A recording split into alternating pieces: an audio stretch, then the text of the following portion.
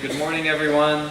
I feel guilty because I'm responsible for making you be here when there is no pasok. But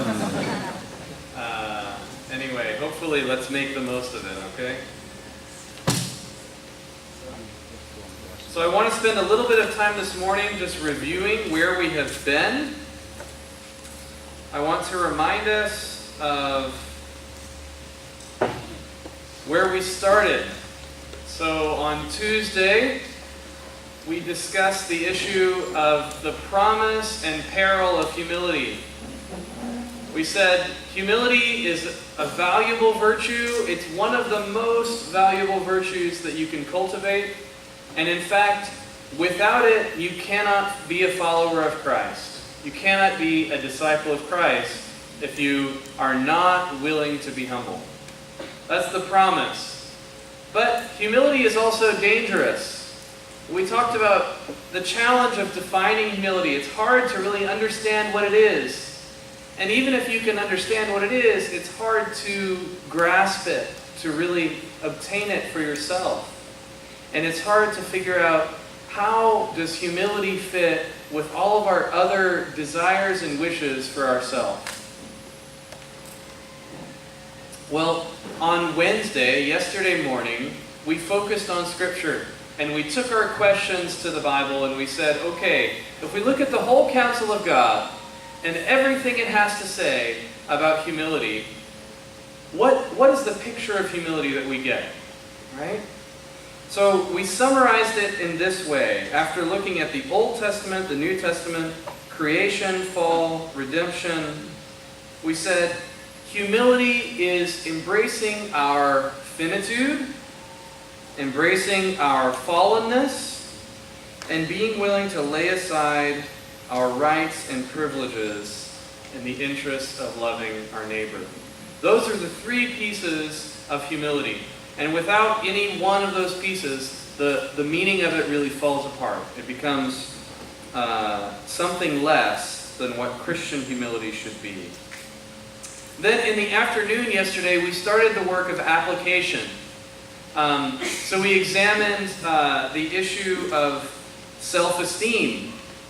The question of, all right, if we're all supposed to be as humble as possible, maybe all of us should just despise ourselves, right?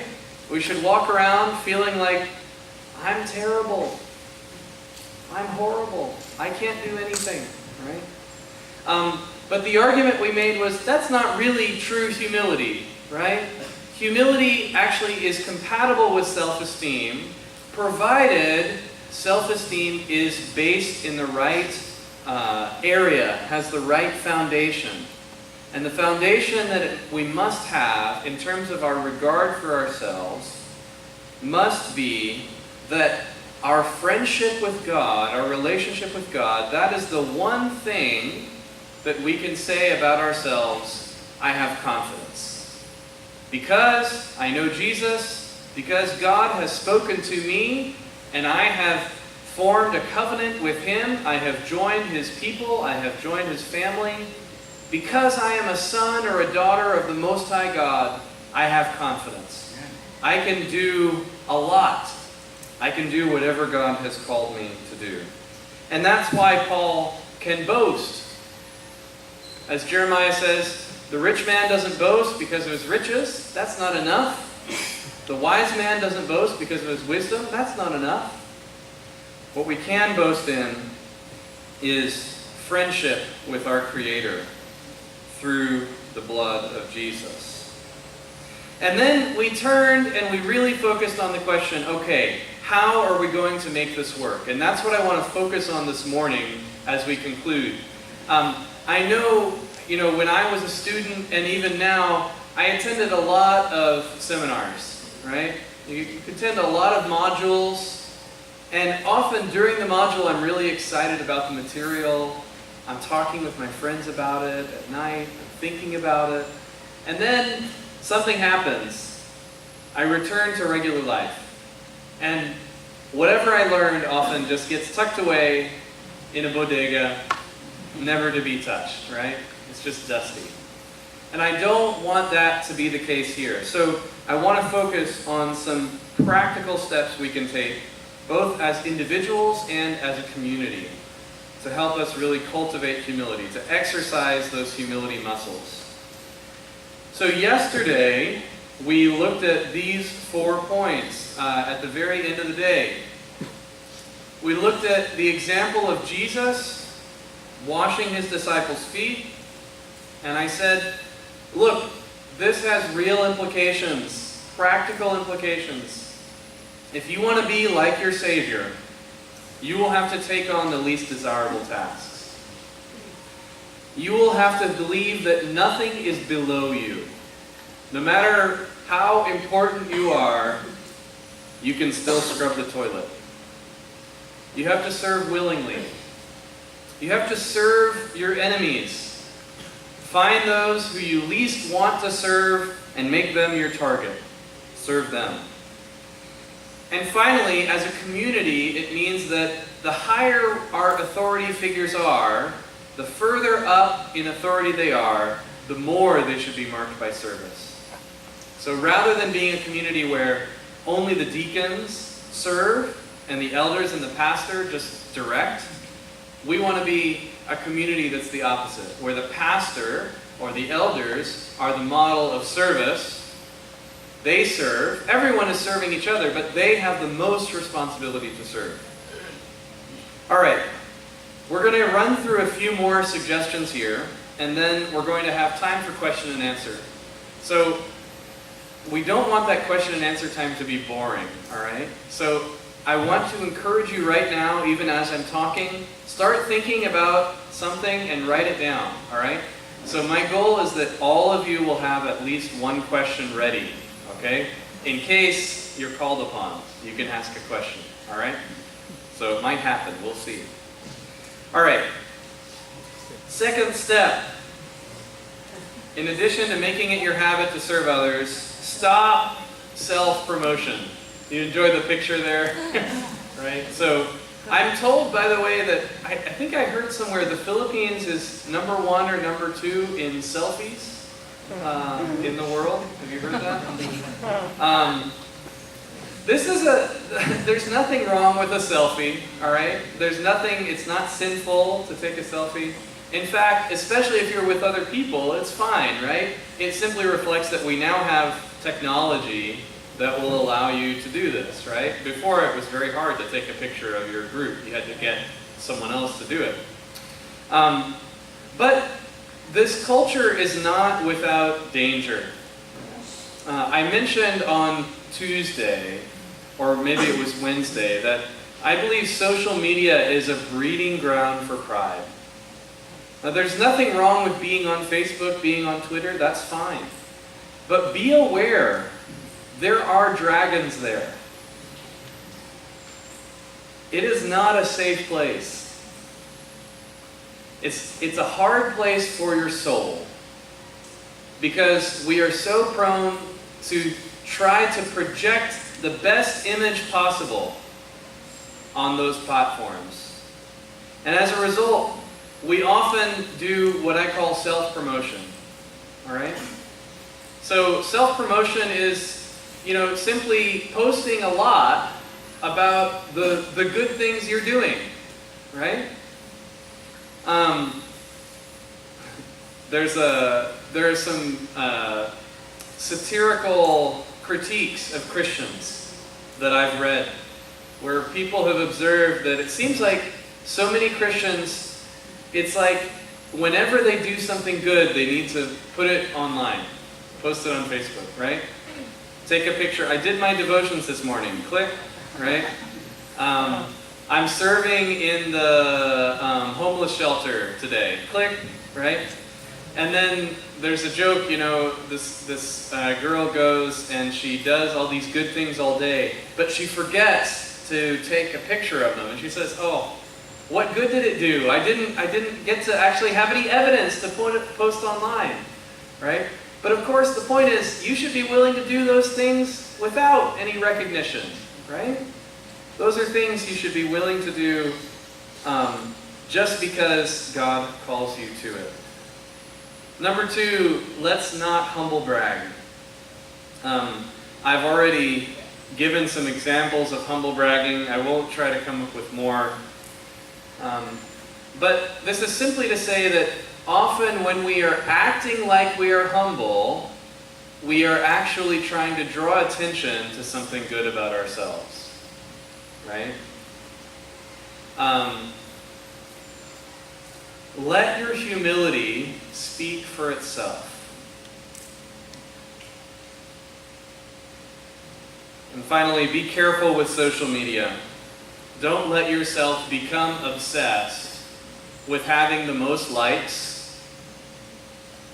Don't let yourself become obsessed with, oh, this person didn't comment on my post. They didn't congratulate me when I accomplished this thing. Or don't become jealous, right? Of this person, they always get 100 plus likes every time they post. And I only get like 20, right? Don't worry about it. Let it go.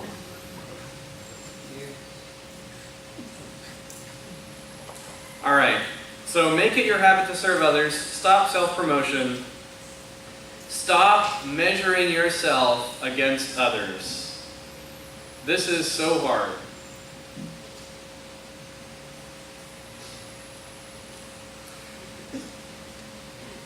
Very often, instead of putting our self-confidence in this, that we know and we trust the triune God, instead of making that our anchor, we try to put our anchor in other places. For example, when we go to sleep at night and when we're feeling nervous, it's tempting to say to yourself, it's okay. I'm good. I can accomplish this thing that's before me tomorrow because I am skilled, or I'm smart, or I have a lot of friends who will support me and like me. Well, friends, those are great things. It's good to be smart. It's good to have friends.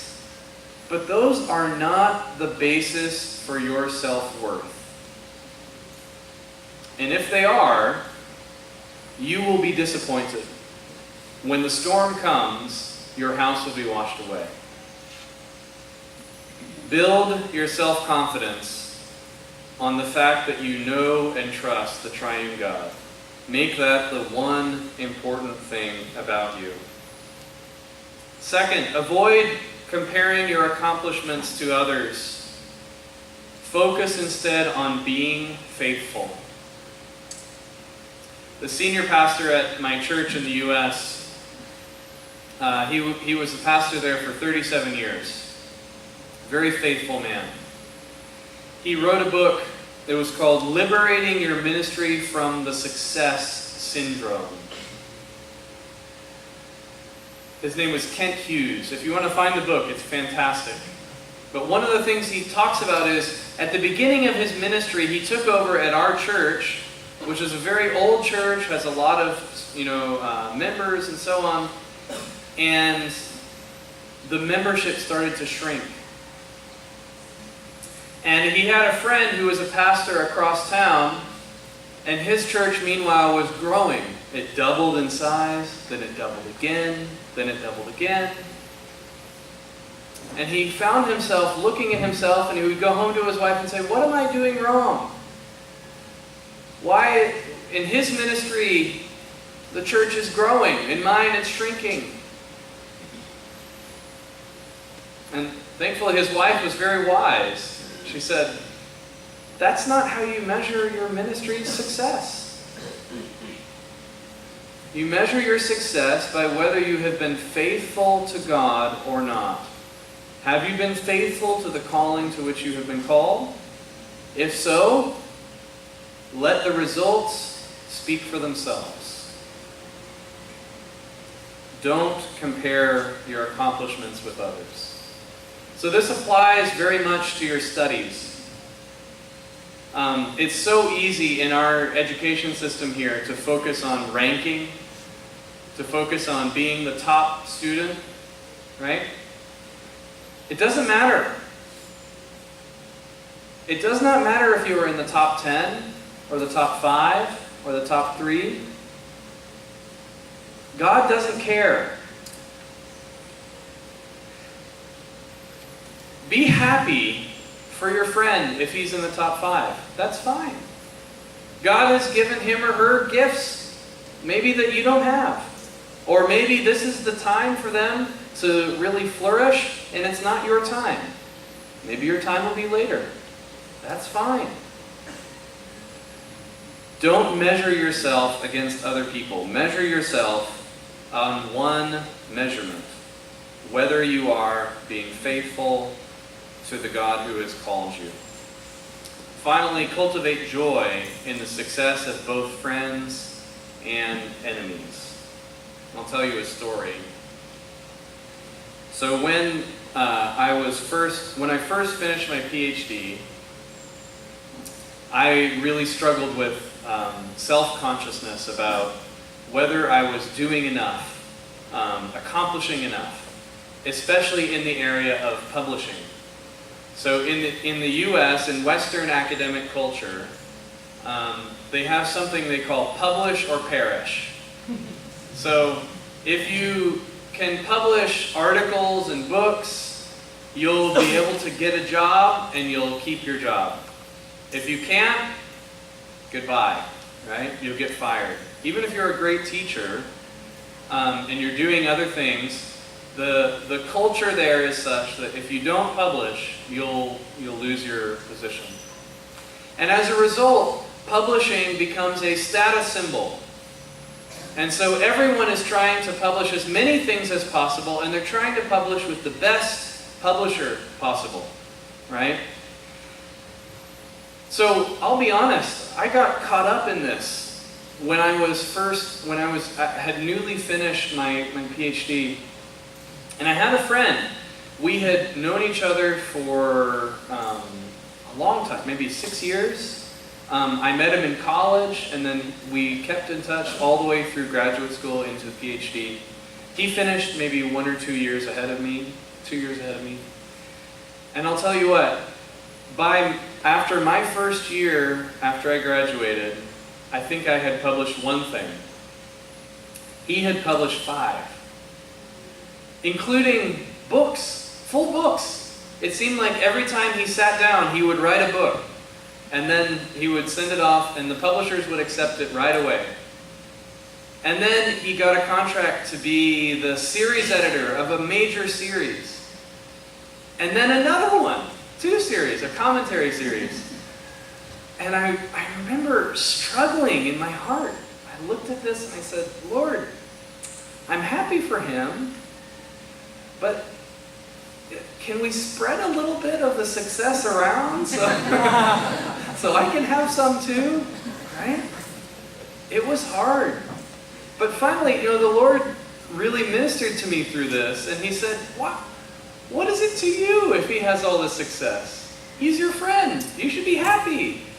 You should be thrilled for him that that's what God has given him to do right now. That's his gift. That's his calling. Maybe that's not your gift and calling. That's okay. And after that, I was able to really change my attitude. I was able to say, look, I'm going to keep doing my thing. I'm going to work hard. I'm going to do what I can. But I don't, if he surpasses me and does much better than me, great. That's much better. Because the church is benefiting from his work. It doesn't need to be me that does that work. He can do it. If that's the Lord's plan, then so be it. So in your studies, I would encourage you to cultivate joy when someone else succeeds. Train yourself to rejoice with others when they succeed, even if they are doing something you wish it could have been you.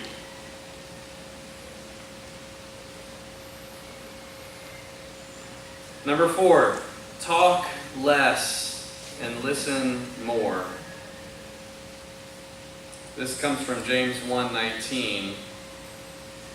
Every person should be quick to hear, slow to speak, and slow to become angry. One of the marks of humility that the church fathers recognized is it involves not thinking that you need to talk all the time. So very often, the humble person is the one who will listen to a discussion, and maybe they won't share what they think until they're really forced to, right? Now that doesn't mean it always has to be this way, especially in our Q&A time.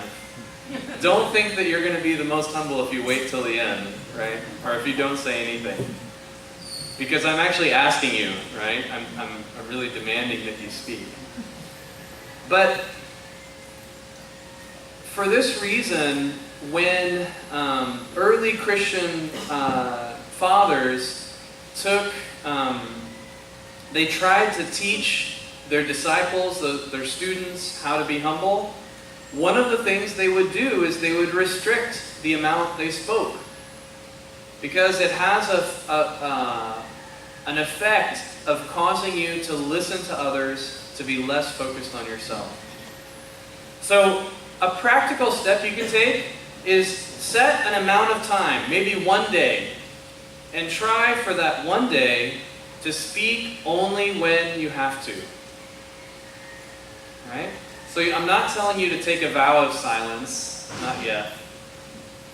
Although you can try that if you want.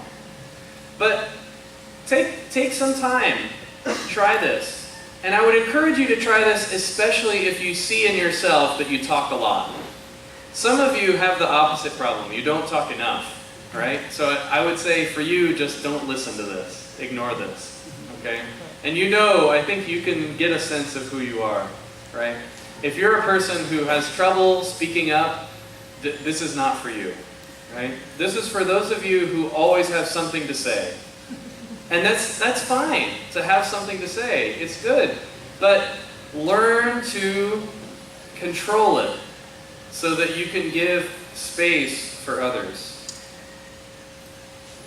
Don't think of yourself as the wisest person in the room. So I had a friend who once said, you know what I've started doing to really fight pride? He says, every time I walk into a room, I assume that I am the worst sinner in that group.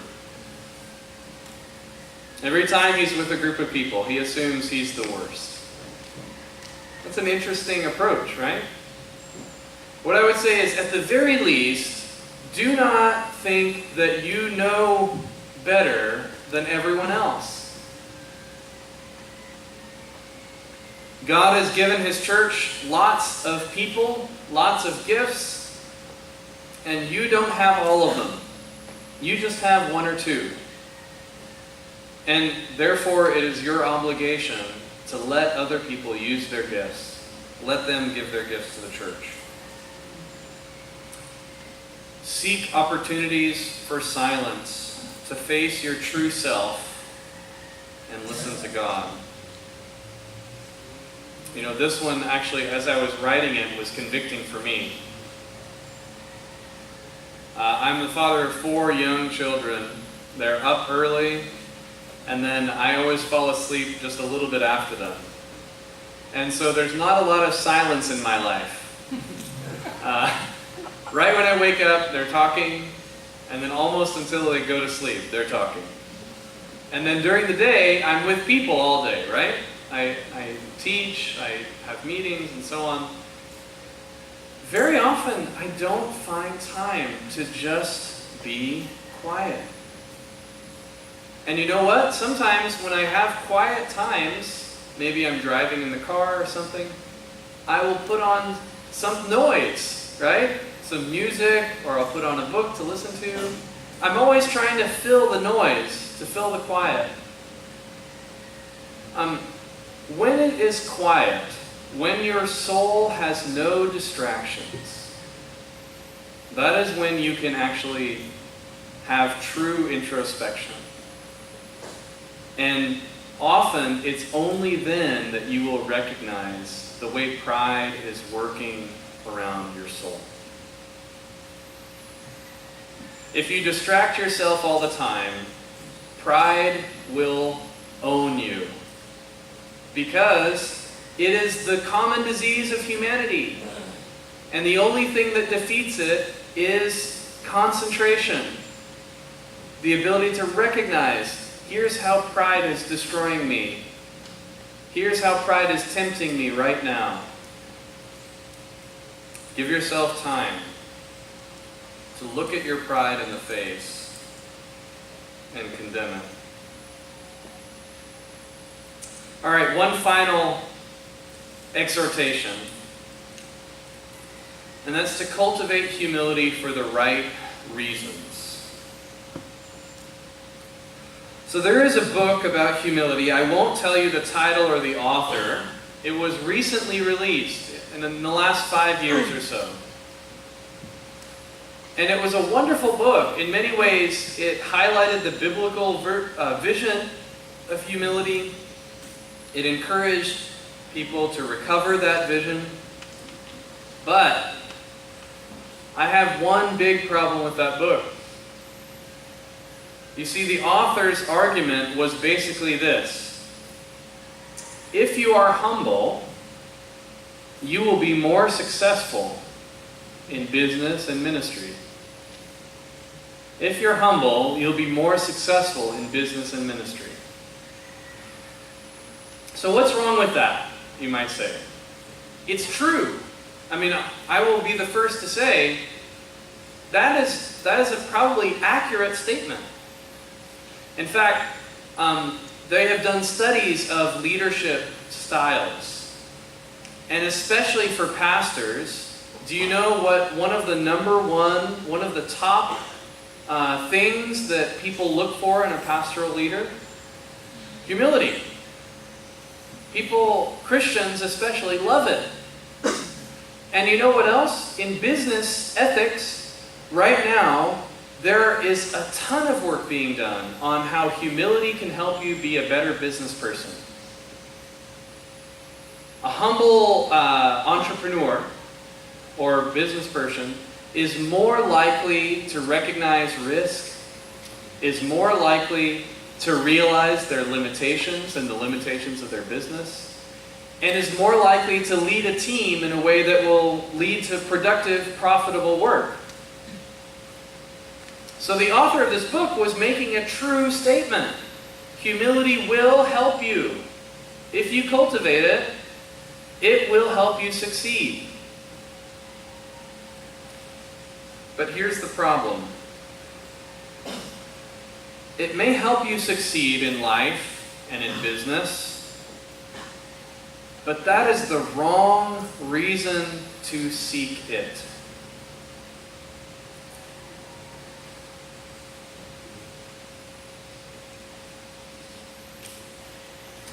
Humility's purpose is not to help you make more money.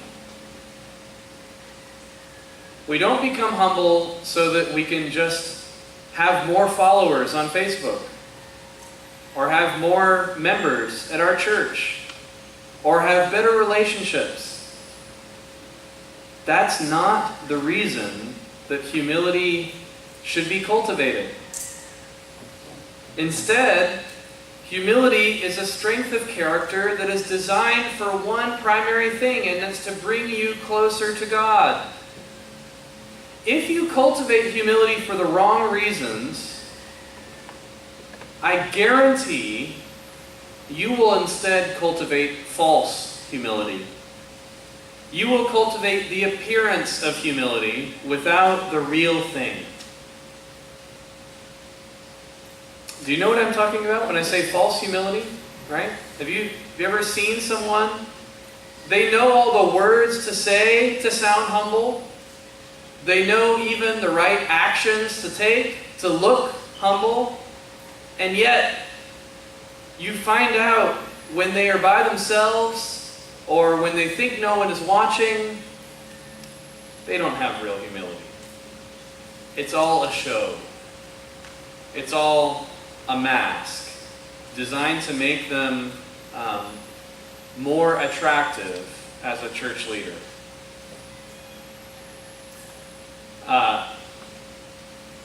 Please if that is the kind of humility you want to cultivate, you'll be better off not cultivating humility at all. Better to just be proud and be honest than to pretend to be humble for the sake of appearances. The worst thing you can do is to trick others into thinking you're humble, when in fact, inside, you're full of pride.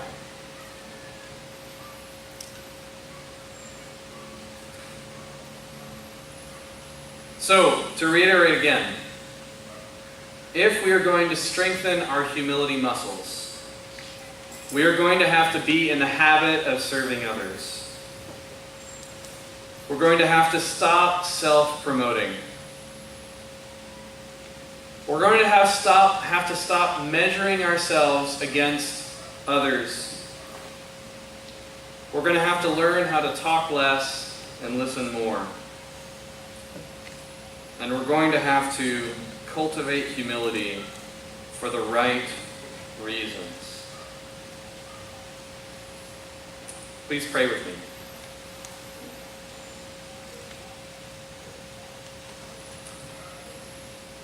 Lord God, you are so merciful. Your grace knows no bounds. As we prayed this morning, there is so much in us that is not lovable, so little that is worthy of love. And yet, you have given yourself for us. Through humility, you have saved us. You've rescued us out of the dominion of darkness and into the kingdom of light by humbling yourself to the point of death on the cross. And yet you call us to follow you. And humility which saved us is the humility which will sanctify us. Lord, all of us in this room, I think, earnestly seek you. We really, really do want to grow in our Christ-likeness. And so we ask that this morning you would assist us. We ask that you would guide the remaining time, help our questions and our conversations to be useful to each other, and help them to be glorifying to you. We ask these things in Jesus' name. Amen.